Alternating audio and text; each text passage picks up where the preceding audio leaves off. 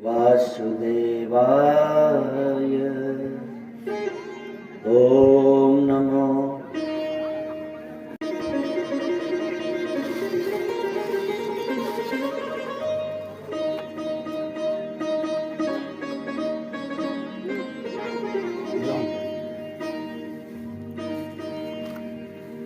कोई खुशी भरा मौका हो तो वहाँ पे हमें तालियां अवश्य बजानी चाहिए, ओम नमो।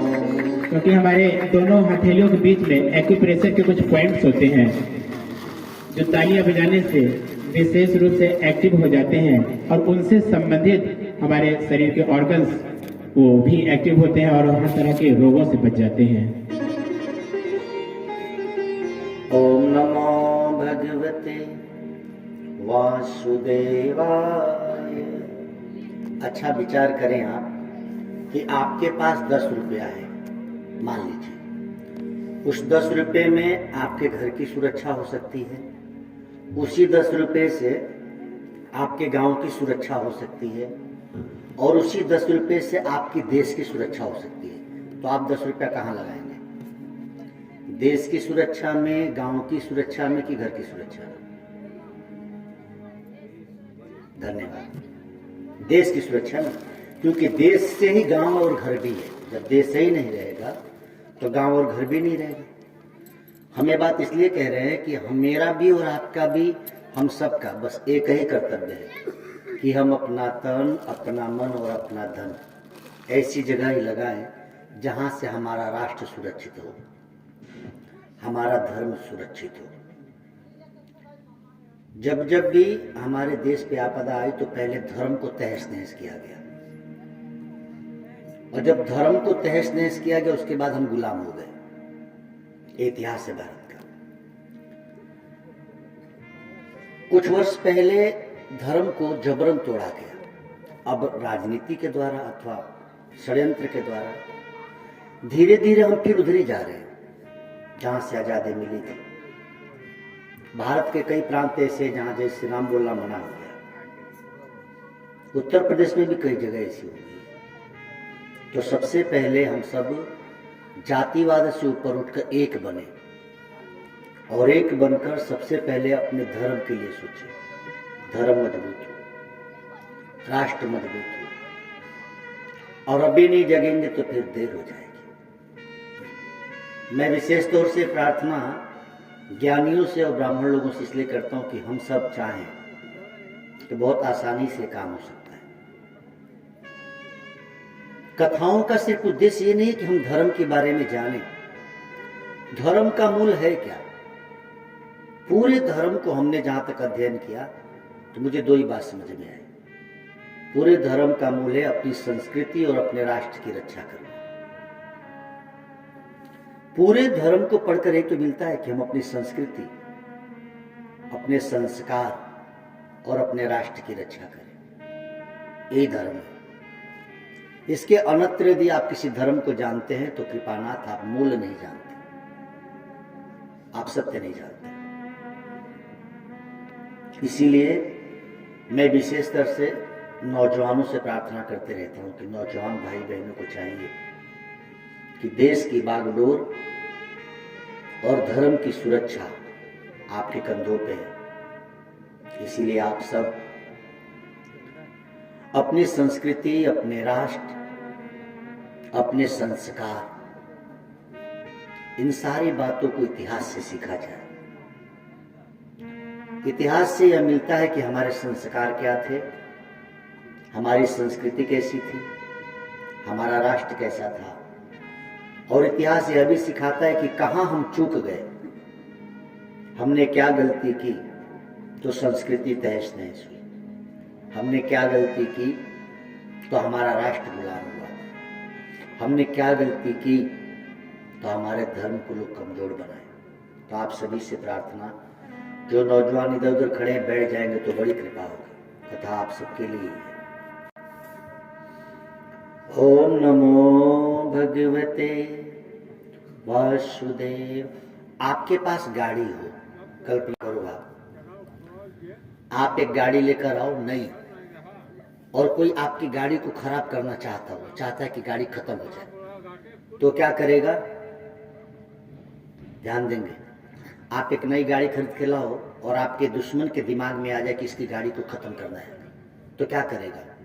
एक उपाय है, धीरे से ब्रेक फेल कर दे।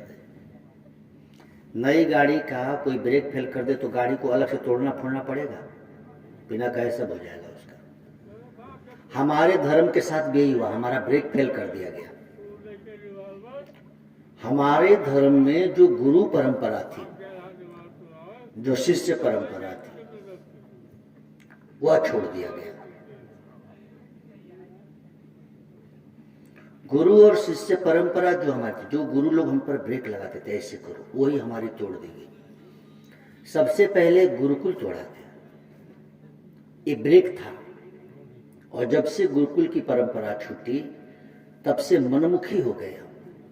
धर्म के प्रति हमारी निष्ठा घटी, हमारी संस्कृति के प्रति निष्ठा घटी, और गुरुओं से जब हम दूर हुए तो हम मनमुख हुए। फिर हम व्यसन करने लगे, न खाने योग्य खाने लगे, न पहनने योग्य पहनने लगे।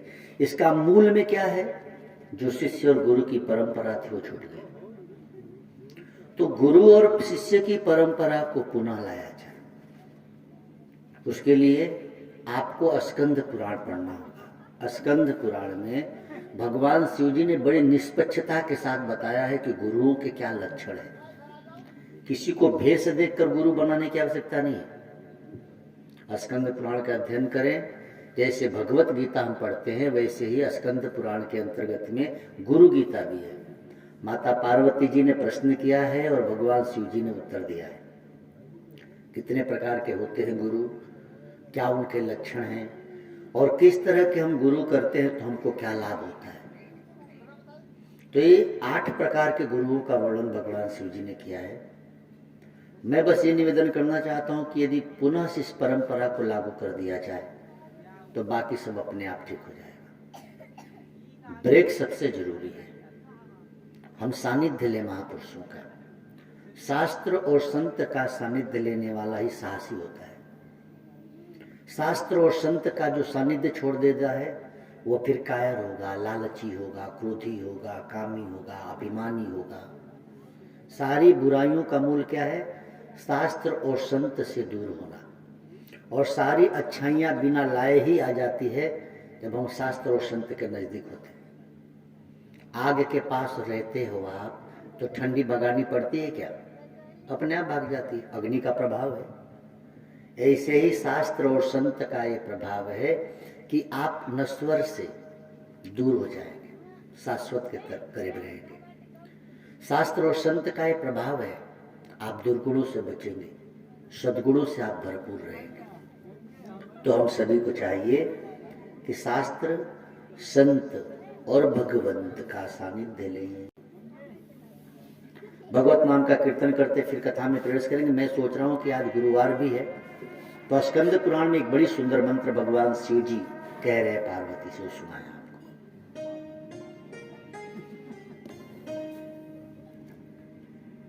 मुझ में ओम, तुझ में ओम, सब में बसा है ओम। मुझ में ओम, तुझ में ओम, सब में बसा है ओम। मुझ में ओम, तुझ में ओम, सब में बसा है ओम।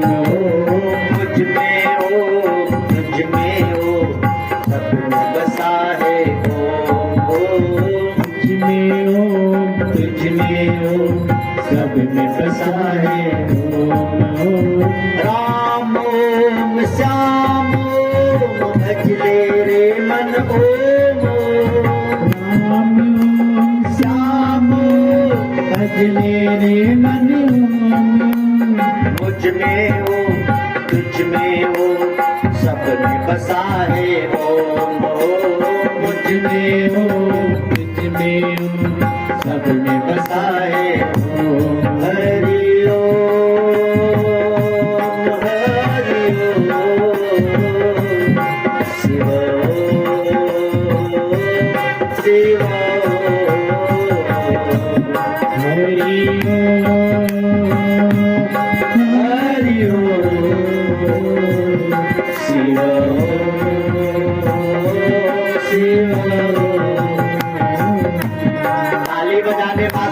हार्ट अटैक की बीमारी ठीक हो जाएगी, बाईपास सर्जरी करानी नहीं पड़ेगी, ताली किसी में ढोल बजाइए, हाई बीपी लो बीपी बिना कहे ठीक हो जाता है, सर दर्द नहीं हो, आंखों के रोग नहीं होंगे, पाचन तंत्र सही रहेंगे, जोड़ों के दर्द नहीं होंगे। ताली बजाने के फायदे देखो, वैज्ञानिक कब बताने लगे, शास्त्रों में लाखों वर्ष पहले से राम कथा सुंदर करता है। जय हो मुझ में हो, तुझ में हो, सब में बसा है हो, मुझ में हो, तुझ में हो, सब में बसा है हो।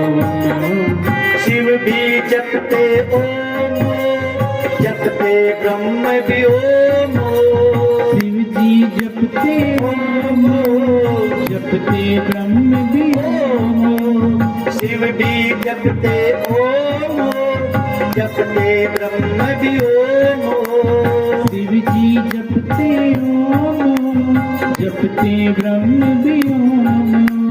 शक्ति ओम, भक्ति ओम, आत्म मस्ती ओम, शक्ति ओम, भक्ति ओम, आत्म मस्ती ओम, मुझ में हो, तुझ में हो, सब में बसा है ओम, तुझ में हो, तुझ में हो, सब में बसा है ओम। हरि ओम, हरि ओम, शिव शिव।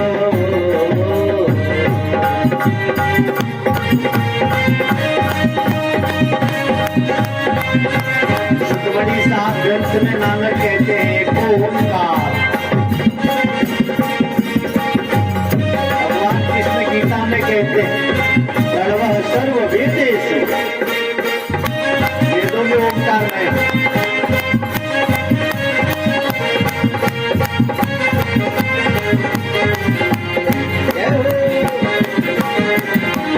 मुझ में हो, तुझ में हो, बसा है हो, मुझ में हो, तुझ में हो, सब में बसा है हो, मुझ में हो, तुझ में हो, सब में बसा है हो, मुझ में हो, तुझ में हो, सब में बसा है हो। हरि ओम, हरि ओम, हरि ओम, हरि ओम, हरि ओम।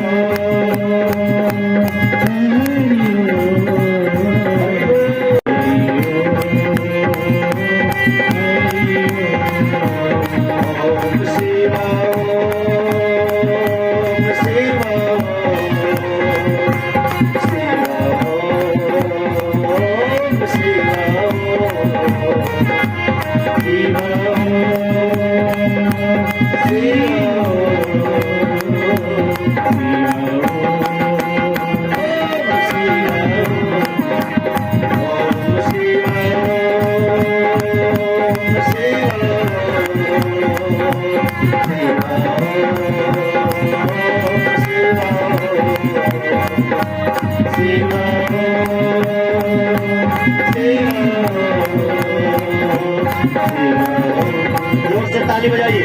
ओम ओम ओम ओम ओम ओम ओम ओम ओम